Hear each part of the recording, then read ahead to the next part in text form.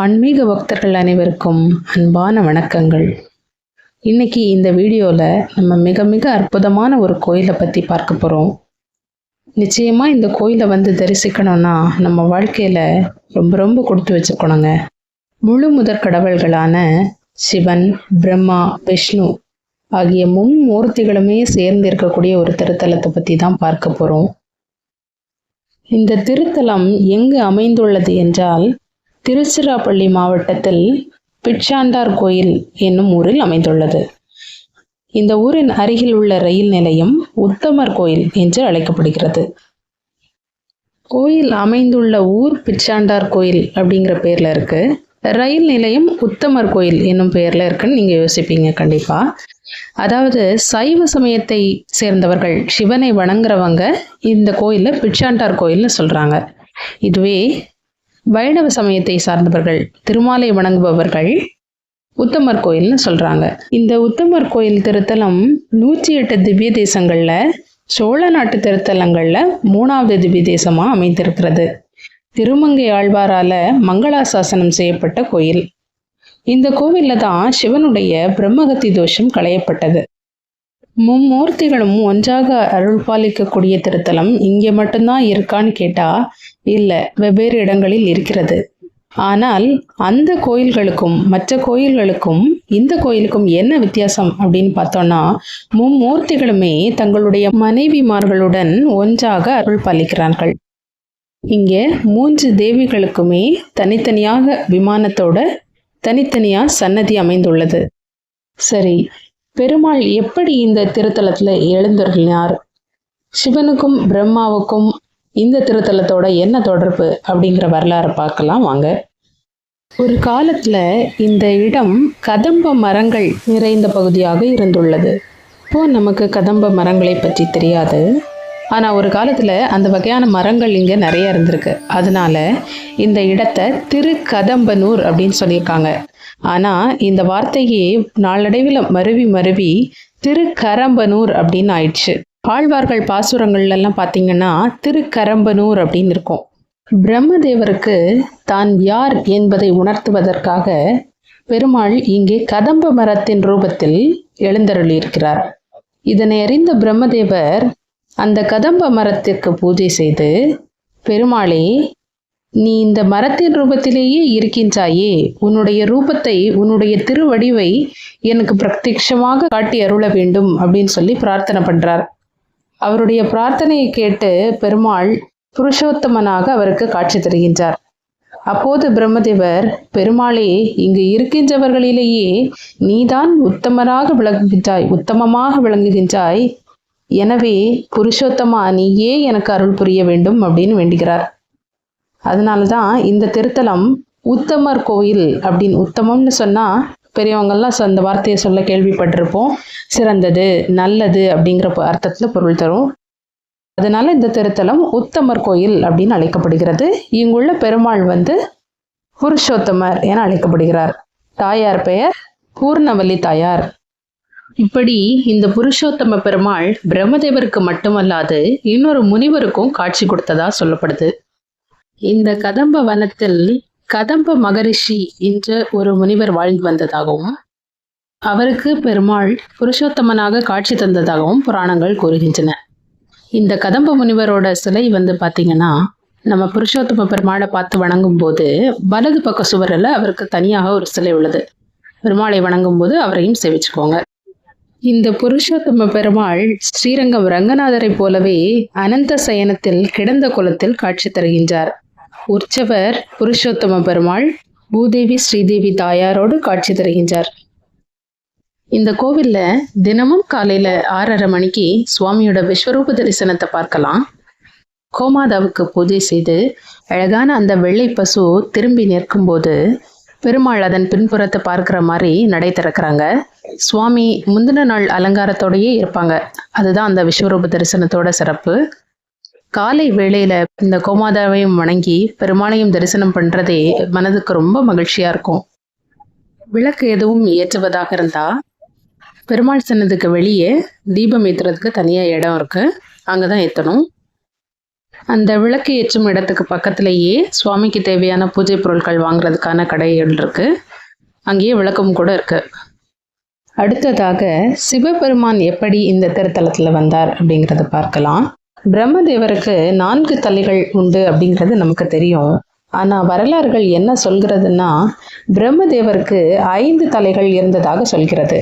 அப்படி 5 தலைகளை கொண்ட அவர், படைக்கின்ற தொழிலை செய்கின்ற எனக்கும் 5 தலைகள், சிவபெருமானுக்கும் 5 தலைகளா அப்படிங்கிற ஒரு ஆணவம் அவருக்குள்ள எழுந்ததாகவும், அவருடைய ஆணவத்தை அகற்ற சிவபெருமான் அவருடைய 5வது தலையை தனது கைகளால் கிள்ளியதாகவும் ஒரு வரலாறு சொல்கிறது.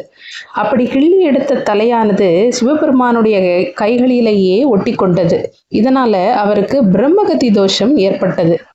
இந்த கையில தொற்றிக்கொண்ட அந்த கபாலத்தை எப்படி இறக்குறது அப்படின்னு பல்வேறு வழிகளை தேடுறாரு சிவபெருமான். இறுதியில் அந்த பிரம்ம கபாலமானது பரிபூரணமாக நிறைவடையும் போது தானாக கீழே விழுந்துவிடும் அப்படிங்கிற வழியை கண்டுபிடிச்சார். ஆனால் யாரிடம் உணவு வாங்கி உண்டாலும் அந்த பிரம்ம கபாலமானது நிறைவடையவே இல்லை.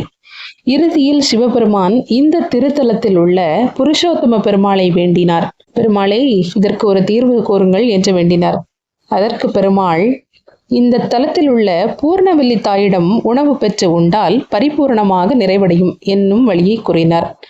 அப்போது சிவபெருமான் பிச்சாடனராக வந்து அந்த பிரம்ம கபாலத்தையே கமண்டலமாக வைத்து பூர்ணவல்லி தாயிடம் பிச்சை பெற்றார். அப்போது அந்த கபாலம் பரிபூரணமாக நிறைவடைந்து சிவபெருமானின் கையை விட்டு தானாக கீழே விழுந்தது. இவ்வாறு சிவபெருமானுடைய பிரம்மகத்தி தோஷத்தை களைந்த பெருமை இந்த திருத்தலத்திற்கு உண்டு. இப்படியாக சிவபெருமான் பிச்சாடனராக வந்து பூர்ணவல்லி தாயிடம் பிச்சை பெற்றதனால் இந்த திருத்தலத்தில் சிவபெருமான் பிச்சாண்டவர் என்னும் பெயரில் அருள் பாலிக்கின்றனர். எனவே இந்த பூர்ணவல்லி தாயிடம் நாமும் மனமுருகி வேண்டிக் கொண்டால் அன்னத்திற்கு குறைவே ஏற்படாது என்பது ஐதீகம்.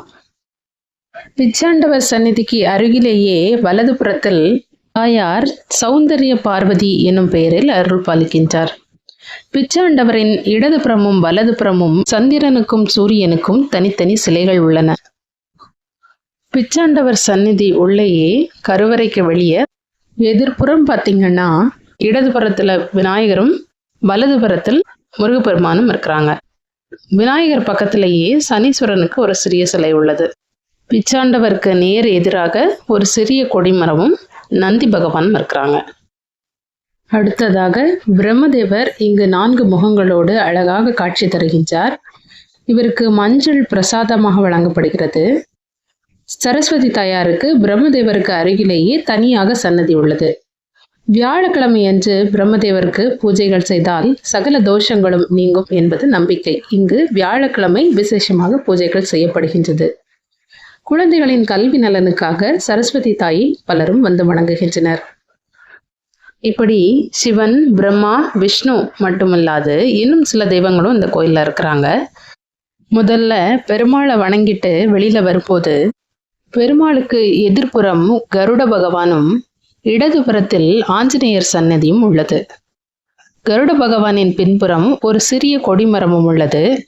பகவானுக்கு ஏதேனும் பூஜை பொருட்கள் செலுத்த விரும்பினால் அந்த கொடிமரத்தின் முன் வைக்கப்பட்டுள்ள பெட்டியில் செலுத்தும்படியாக எழுதப்பட்டுள்ளது.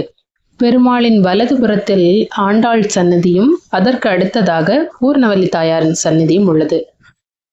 பிரகாரத்தை சுற்றி வரும்போது முதலா தட்சிணாமூர்த்தியும் இரட்டை விநாயகர் சன்னதியும் இருக்கு.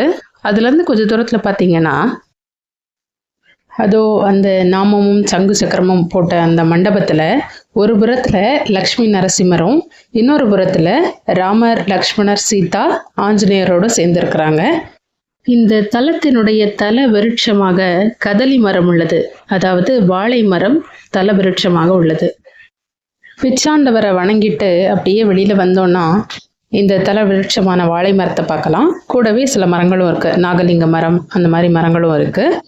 அதன் பக்கத்துலேயே பார்த்தீங்கன்னா பாமா, ருக்மணி, கண்ணன் சேர்ந்தாப்புல ஒரு சந்நிதி இருக்குது. அதுலேருந்து கொஞ்சம் தூரம் நடந்து வந்தோன்னா நவகிரகங்கள் சந்நிதி இருக்குது.